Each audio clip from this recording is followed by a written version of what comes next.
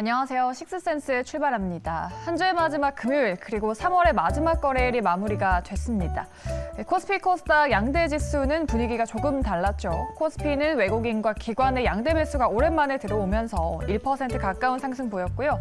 코스닥은 양매도 하락 종목 수가 월등히 많았고 약세권에서 마감이 됐습니다. 그동안 강했던 중소형주, 성장주들에 이어서 이젠 다른 쪽으로 순환매가 흘러갈지 우리가 다음 달에 대한 전략을 세워봐야 될 것 같은데요. 오늘은 두 분과 함께하도록 하죠. 정태근 팀장, 하창환 본부장 모셔봤습니다. 두 분 안녕하십니까? 네, 반갑습니다. 안녕하십니까? 네. 4월장을 준비하기 위해서 체크해볼 이슈를 세 가지 주제로 나눠봤는데요. 하나씩 풀어보도록 하죠.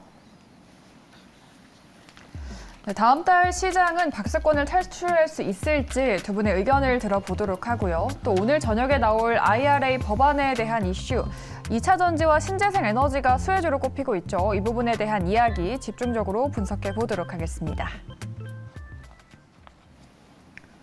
지금 많은 분들이 4월에는 조금 꽃피는 봄이 올지, 시장에도 봄이 오게 될지 많이 기대하고 계시는데요. 그래서 4월엔 코스피라고 제목을 지어봤습니다. 사실 코스피 박스권에 대한 이야기는 한 두 달 전부터 해왔었는데 결국 3월 달에도 시원하게 돌파하지 못했습니다. 4월에는 코스피가 박스권을 벗어날 수 있을까요?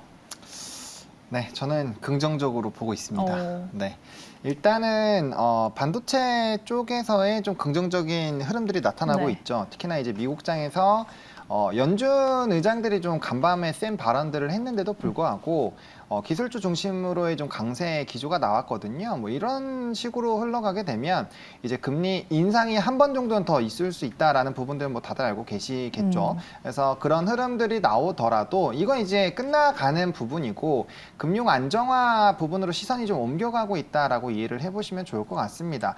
사실 이제 도이치방크까지 확대가 됐었던 이 위기가 사실 이제 코코본드를 조금 공부를 해보시면은 이 도이치방크가 그렇게 되지 않는다라는 거는 좀 알고 계실 텐데 어쨌든 이게 조금 이슈들이 있었고 이 청산이 되는 그 세 가지 요인 중에 하나가 이슈가 되면서 사실 이렇게 좀 금융 위기적으로 만들어졌었던 부분들이 있습니다. 그래서 이러한 방향으로 간다라고 한다면 일단은 위험 자산에 대한 선호 심리가 굉장히 좀 높아질 수 있는 상황이고요.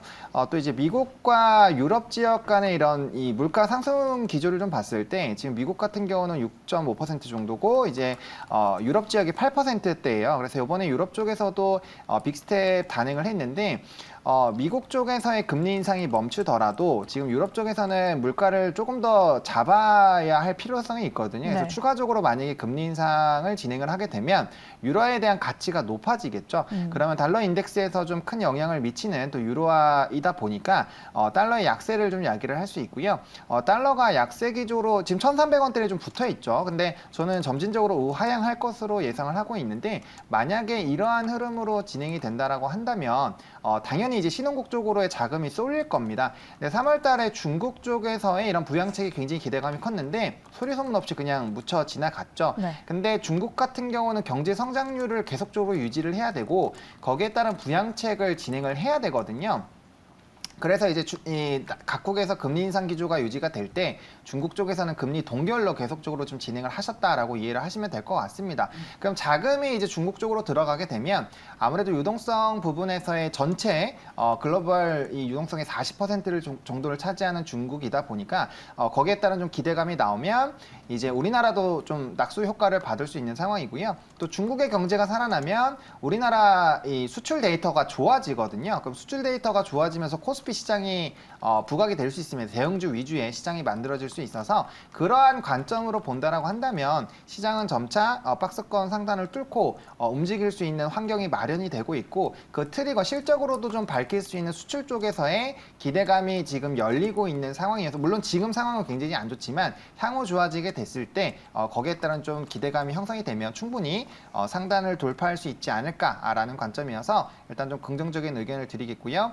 또 20년 1년 동안의 데이터를 봤을 때 4월이 항상 개인 투자자들의 수익률이 가장 좋게 나오는 달 중 하나죠. 네. 그래서 그런 좀 통계 데이터를 믿기도 해서 4월은 좀 좋은 시장이 열리지 않을까 정도로 좀 정리를 드리겠습니다. 네, 뭐 중국 PMI도 잘 나왔죠. 중국 부동산 반등에 네. 대한 이야기도 나오고 있는데 그 영향을 좀 받으면서 코스피가 박스권을 뚫어두지 않을까 얘기해 주셨어요. 이번 달에 잠깐 코스피가 2,500을 터치하고 말았는데 4월에는 2,500을 조금 시원하게 돌파를 해줄까요? 일단은 청개구리 전략으로 증권사에서 이번에 박스권 4월달 전망을 하셨거든요. 네. 그렇기 때문에 저는 그 반대로 아, 뚫어줄 것이다. 저는 오. 뚫는다라고 좀 말씀을 드리고 네네. 싶어요.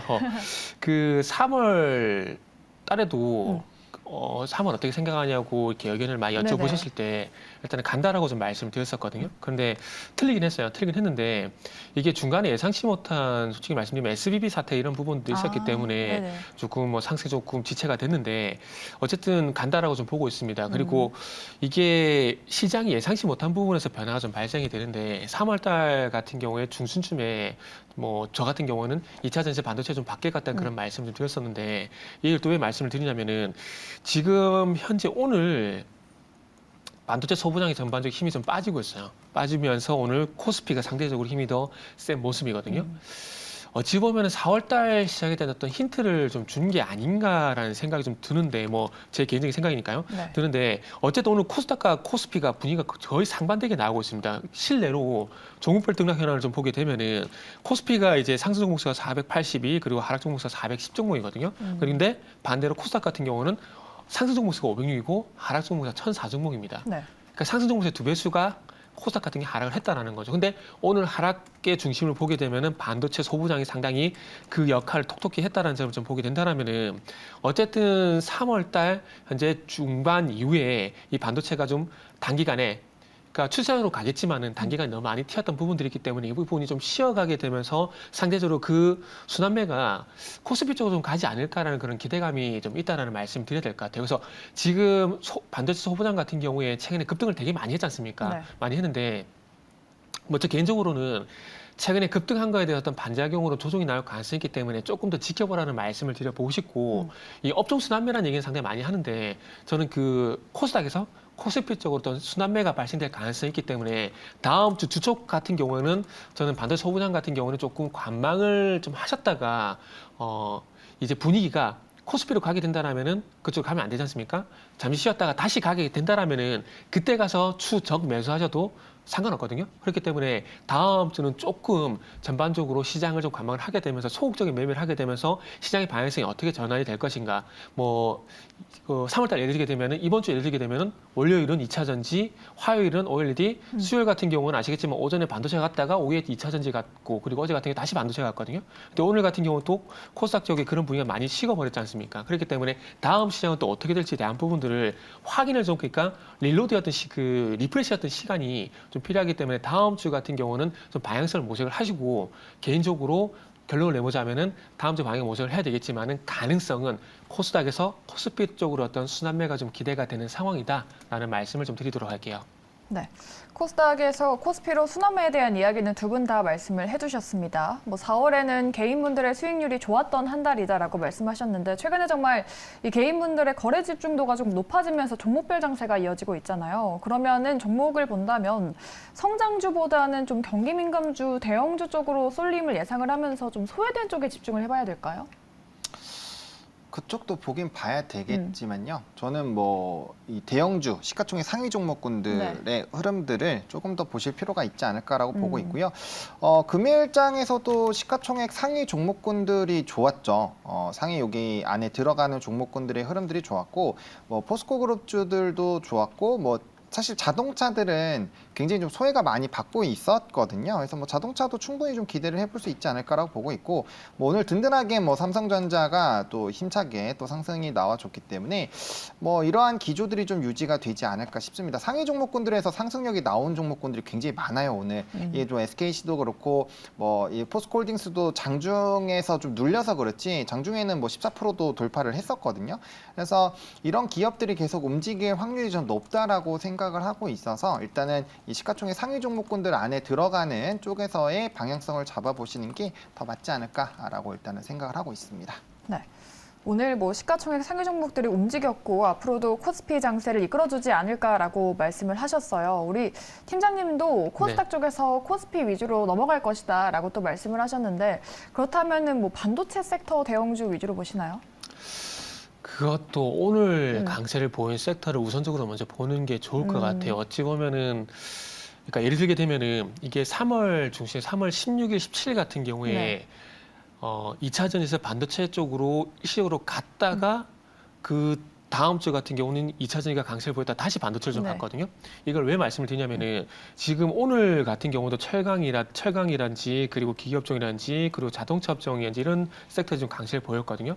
그러니까 이게 어찌 보면은 힌트가 될 수가 있다라는 거죠. 만약에 제가 예상한 대로 코스닥 쪽에서 코스피 쪽으로 시장 순환매가 발생이 되게 된다면 결국 어느 업종 말씀하신 것처럼 어느 업종들이 이끌어줄 것인가 이게 관건인데 그게 어찌 보면 오늘 이 상승으로 이끌었던 이 섹터 업종들이 이어갈 가능성이 상당히 높다라는 거죠. 물론 바뀔 수도 있습니다. 바뀔 수도 있겠지만은 어찌 보면 그 3월 달에 반도체가 중간에 어떤 신호탄을 쏘고 난 다음에 다시 강세를 보였던 것들을 우리가 한번 참고를 해보게 된다면은 지금도 마찬가지인 거죠. 오늘 강세 보였던 철강이란지 무수 장비, 기계 업종 그리고 화학 섹터들이 그렇게 될 가능성이 높다는 거죠. 그렇기 때문에 어쨌든 이쪽 업종들을 먼저 포커스를 맞춰보고 그리고 제가 또 다음 주 한번 시장을 좀 지켜보자고 말씀드렸잖아요. 지켜보시고 이게 다음 주 바로 간다고 해서 전혀 늦는 게 아닙니다. 네. 어찌 보면은 다음 주가 어찌 보면 본격적인 시작이 될 수도 있는 거거든요. 그렇기 때문에 다음 주에 어느 업종이 이제 오늘 강세를 보였던 업종들이 갈 것인가 아니면 새로운 업종들이 이끌어줄 것인가 이런 부분들을 확인하고 가셔도 무방하다라는 거죠.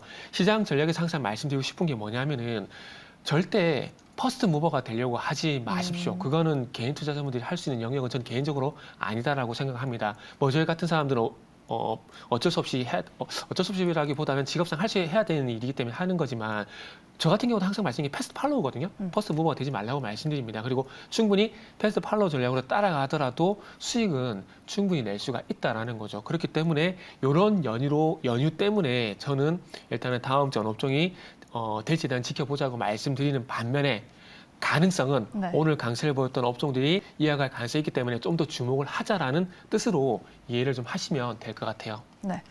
뭐 두 분 다 4월 달은 전반적으로 긍정적인 분위기를 보여줄 것이라고 말씀을 하면서 좀 관망하면서 따라가는 전략도 괜찮아 보인다라고 시장에 대해서 코멘트를 해주셨습니다. 저희 다음 주제로는 포스코 그룹으로 넘어가 보도록 할 텐데요. 오늘 여러 가지 호재와 함께 포스코 그룹주 주가가 날개를 탄 모습입니다. 포스코 그룹주가 많이 올랐지만 이제 시작인가라고 질문을 정해봤어요.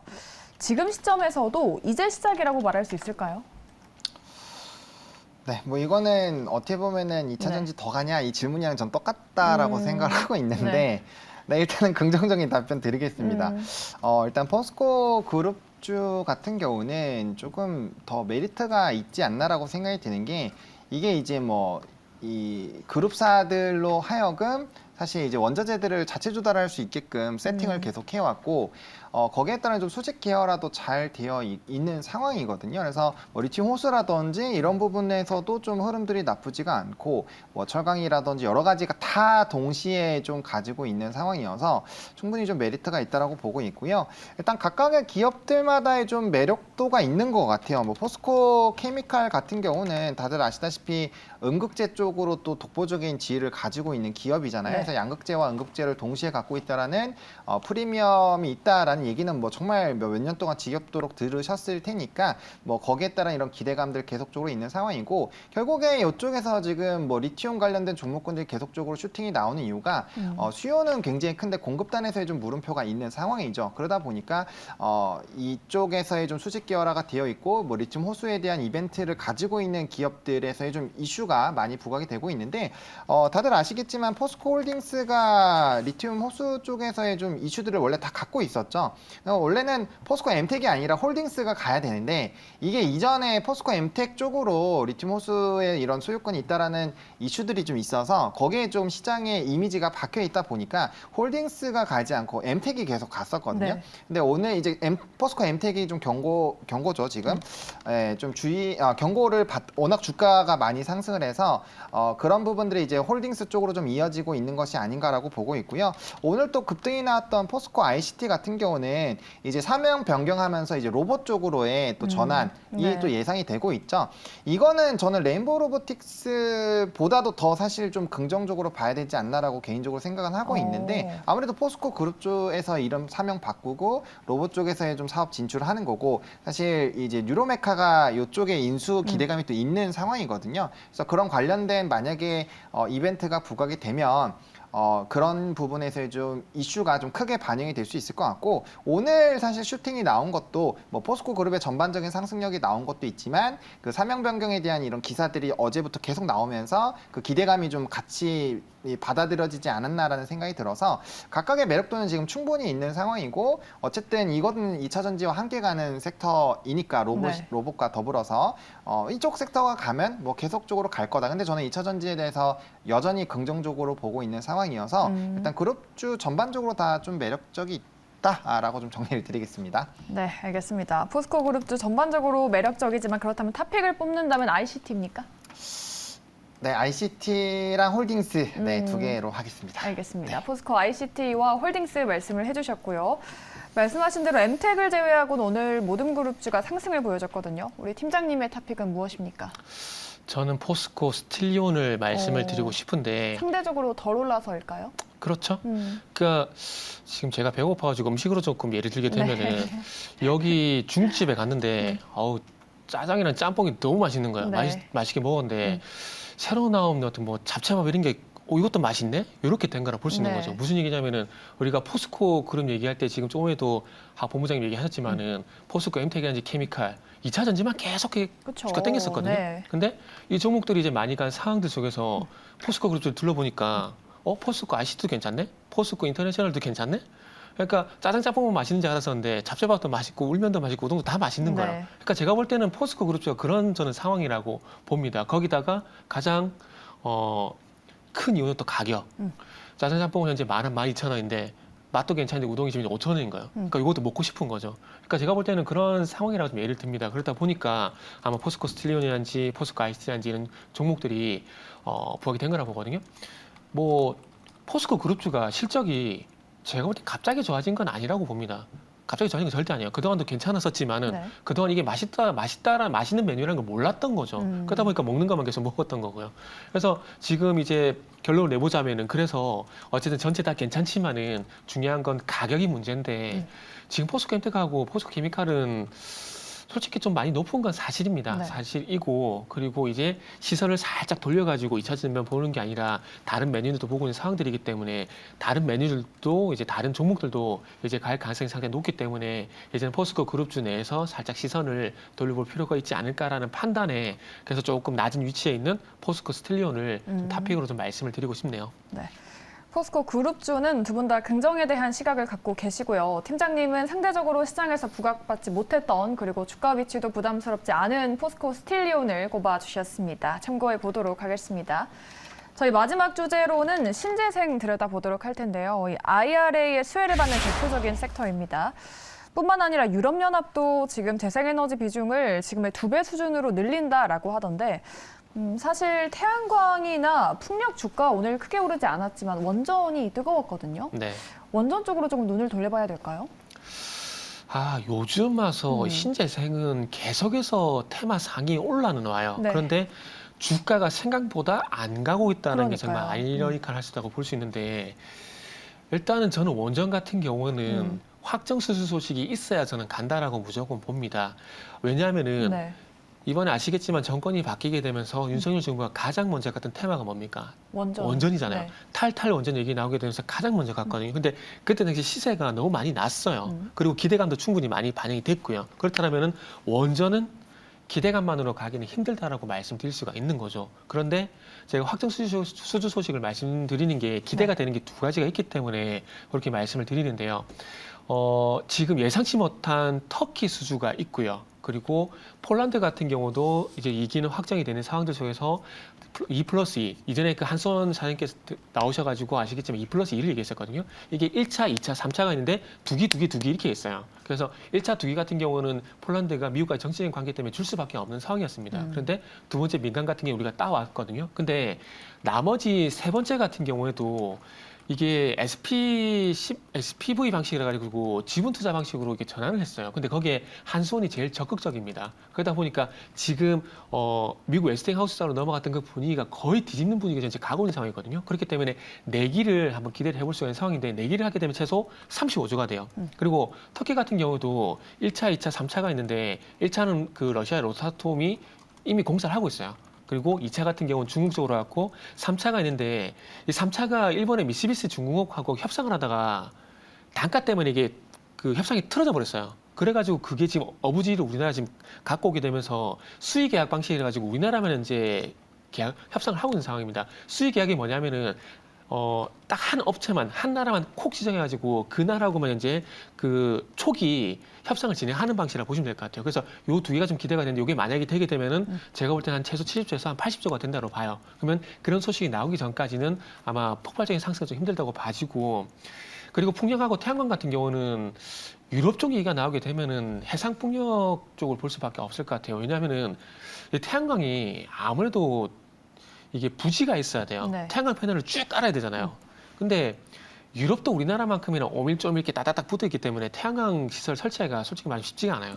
그러다 보니까 전향적으로 이제 풍력으로 전환시켰는데 또 육상보다는 또 해상으로 이제 전환시킨 게 그런 연유라 보시면 되고 미국이라든지 중동 쪽에 만약에 태양광 얘기가 나오게 된다면 그쪽은 하나솔루션 같은 중목들이 확 튈 겁니다. 왜냐하면 아시지만 사우디도 사막 거기다가 태양광 패널 다 깔아버리면 돼요. 그럼 네. 태양광이 충분히 가능하거든요. 미국도 생각해보세요. 텍사스주.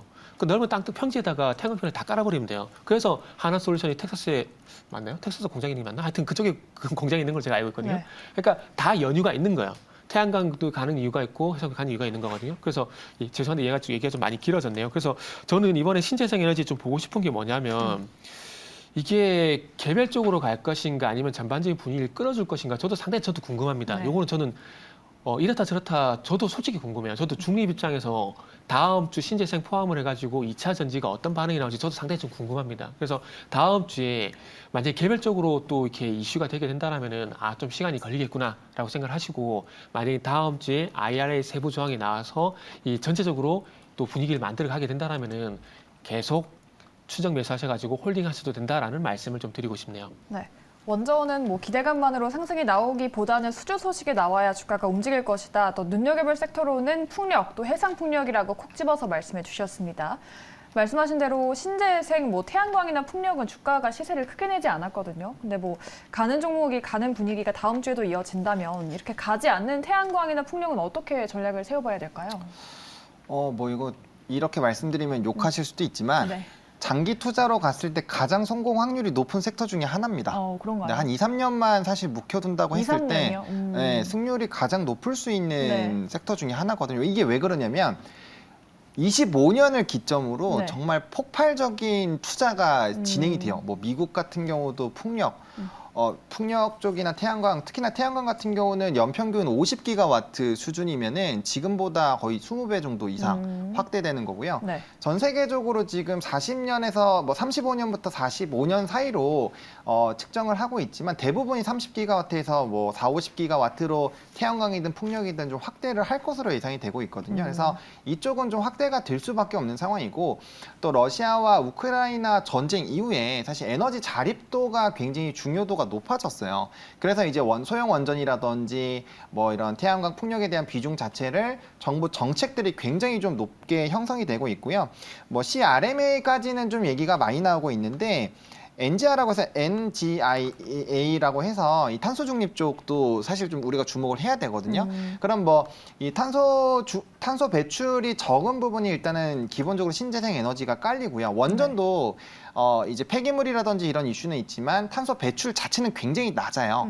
그래서 이제 세 가지 쪽이 주목이 되는 상황인데 바다 쪽에서 왜 LNG로 가고 왜 지상에서 왜 전기차로 가는지 이런 것들을 좀 생각을 해보셔야 되거든요. 결국에는 온실가스 감축, 지구 온난화를 막기 위해서 전방위적으로 다 작업이 나타나고 있는 거고요. 여러분들이 조금만 관심 가지시면은 작년에 기후 변화가 굉장히 심각했거든요. 네. 라니냐 효과 한번 찾아보시면 원래는 2, 3월이면 끝나는 게 5월, 6월까지 가면서 정말 작황도 엄청나게 많이 망가뜨렸어요. 그러니까 이게 생각보다 굉장히 좀 심각한 상황이에요. 그래서 이런 쪽에 대한 정부적인 차원에서의 움직임이 나오지 않을 수가 없는 상황이고요. 말씀 주신 것처럼 저도 풍력 쪽에 조금 더 힘을 실어주고 싶은 게 이제 뭐 패널 같은 게 지붕 위에 다 깔 수는 있지만 이게 전방위적으로 큰 단지를 만들려면은 말씀하신 대로 부지가 필요한데 그게 좀 쉽지가 않아요. 그리고 유럽 지역 같은 경우는 특히나 이제 바람이 세죠. 해상 바람이 세기 때문에 그래서 과거부터 해상 풍력에 대한 이런 기대감이 있는 상황이고 우리나라로 보게 되면 바람은 좀 약하긴 하지만 이전의 정부 정책에서 태양광이 78% 그리고 이제 풍력이 한 10%대 정도였는데 이거 비율을 6대 4로 바꿨거든요. 그러니까 비율적인 부분에서의 변화가 있었고 5대 강국으로 만들겠다라고 출범식도 했었습니다. 그래서 이런 정책적인 부분에서도 좀 기대감이 있어요. 대신에 해상풍력 같은 경우는 사이클이 7년 정도예요. 그러다 보니까 이게 또 7년인데 거래 대금이 바로바로 막 들어오는 건 아니거든요. 그래서 사업 기간 자체를 길게 볼 수밖에 없는 쪽이다. 하지만 정말 많은 나라들에서 이런 태양광과 풍력에 대한 설치량 확대를 예상을 하고 있고 그런 움직임이 나타나고 있고요. 또 이제 이 풍력 쪽에서는 IRA 보조금에서 가장 수혜를 받을 것으로 기대가 되는 게 이제 CS 윈드죠. 네. 미국 쪽에서 증설 계속 하고 있었고, 그 다음에 이제 그렇게 되게 됐을 때는 지금 벌써 미국 법인 생산 캐파가 4.5기가와트 엄청나게 큰 수치거든요. 우리나라 지금 1기가와트 되나요? 아무튼 그렇게 뭐 얼마 안 돼요. 그러니까 엄청나게 큰 수치고요. 그리고 이제 태양광 쪽으로 가면 하나솔루션이죠. 아무래도 공장 부지라든지 이런 쪽에 또 투자를 많이 했기 때문에 뭐 이거 얘기하면 정말 엄청나게 길게 얘기를 할 수밖에 없는 부분이지만 어쨌든 태양광이든 풍력이든 중장기로 가면 갈수록 사실 수혜가 될 수밖에 없다. 다만 이게 이제 추후에 갈 건 다들 아는데 이게 수급적으로 붙여지지가 않고 네. 이 주가가 움직이지 않으니까 거기에 따른 조금 지지부진한 흐름들이 좀 유지가 되고 있다 정도로 조금 정리를 좀 드려보도록 하겠습니다. 네. 이렇게 시장 전망과 섹터에 대해서 정말 자세한 두 분의 이야기 들어봤고요. 저희 종목도 분석 들어봐야 합니다. 오늘 올라온 특징주 함께 보시죠. 네, 오늘 다이나믹 디자인과 SKC 그리고 DB하이텍의 주가 전망에 대해서 집중적으로 이야기 나눠보도록 하죠. 네, 첫 번째 종목은 다이나믹 디자인입니다. 이 광물 자원 관련주가 돌아가면서 급등이 나오고 있죠. 인도네시아에서 니켈 광산 개발에 대한 사업 확장을 준비 중입니다. 정말 바닥권에서 고개를 들었는데요. 다음 주에도 갈 수 있을까요? 네, 두 분의 의견이 갈렸습니다. 작년 10월에 4연상을 달성하기도 했더라고요. 네. 오늘의 상승을 이어갈 거라고 보십니까? 네, 이어갈 거라 보고 저는 개인적으로 2차 전지를 보면은 네.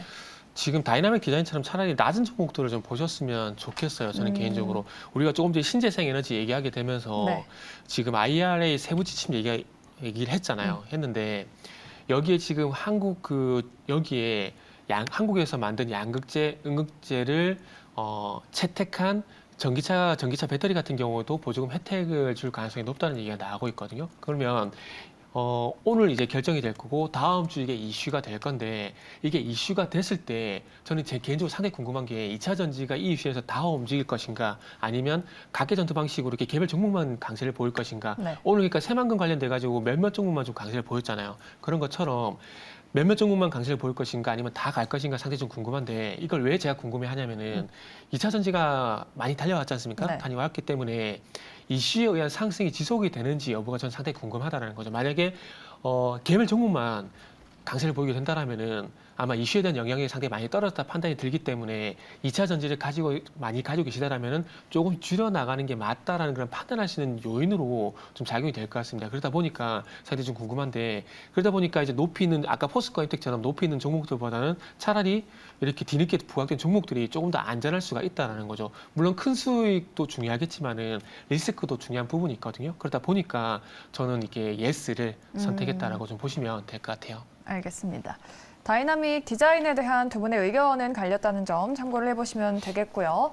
다음 종목으로 SKC 보도록 하겠습니다. 동박 쪽으로 해서 고부가 제품 비중 확대 주력한다고 밝혔습니다. 다음 주에도 상승이 계속될까요? 네, 두 분 다 예스로 일치가 됐습니다. 오늘 뭐 두 자릿수 급등하다가 윗꼬리를 달았거든요. 이거를 상승세가 주춤할 것이라고 봐야 되는지 아니면 매수 기회를 줬다고 봐야 되는지 예스 주셨으니까 다음 주에도 간다고 보시는 거죠. 근데 사실 거래량이 크게 나왔는데 꼬리가 이렇게 길게 달았을 네. 때는 약간 좀 시간이 더 걸린다라고 보시면 될 것 같은데 이게 저희가 2주 정도 전쯤에 한번 또 이게 주제로 나와서 그때도 의견을 좀 드렸을 때 동그라미 의견을 좀 드렸거든요. 네. 그러니까 이 종목 같은 경우는 사실 물론 동박 관련된 종목군들이 좀 그런 부분에서의 좀 이슈는 있죠. 진입장벽 자체가 낮으니까 뭐 기타 양극재라든지 이런 쪽과는 좀 차별화돼서 봐야 된다라는 시각도 좀 있어요. 그러다 보니까 뭐 지금 나머지 음극재 뭐 전에 관련된 종목군들 뭐 또 음극재도 엄청나게 슈팅이 나왔었죠. 그런 흐름이 나왔지만 동박 관련된 종목군들이 그렇게까지 시세가 분출이 못 됐거든요. 네. 알루미늄 박 같은 경우는 1차 밴더, 2차 밴더 전부 다 날아갔거든요. 그러니까 그런 거와 비교했을 때 약간은 조금 사업성에 대한 조금 물음표가 있는 것 같기는 합니다만 결과적으로 어쨌든 동박도 활용이 될 수밖에 없는 상황이고 이런 사실 업황이 좀 좋지는 않았어요. SKC 같은 경우는 화학 쪽이 특히나 좀 좋지 않아서 실적적인 부분들이 조금은 좋지 않았거든요. 근데 상반기에 이제 동박 관련된 좀 수주가 기대되는 것들이 좀 있어서 그런 것들이 좀 가시화되고 한번 순환매 관점으로 돈다라고 한다면 현재 위치에서는 충분히 상방은 어느 정도 나올 수 있지 않을까라고 생각을 하고 있거든요. 그래서 그러한 관점으로 좀 중장기적인 관점으로의 동그라미를 좀 드리겠다라고 좀 정리해 드릴게요. 네. SKC는 예스로 일치가 되었습니다. 여러분 잘 판단해 보시고요. 이렇게 오늘장 눈에 띄었던 특징주 오늘 두 분과 함께 점검을 해봤습니다. 두 분은 여기서 보내드리도록 하죠. 정태근 팀장, 하창원 본부장과 함께했습니다. 두 분 오늘 말씀 고맙습니다. 네, 감사합니다. 감사합니다.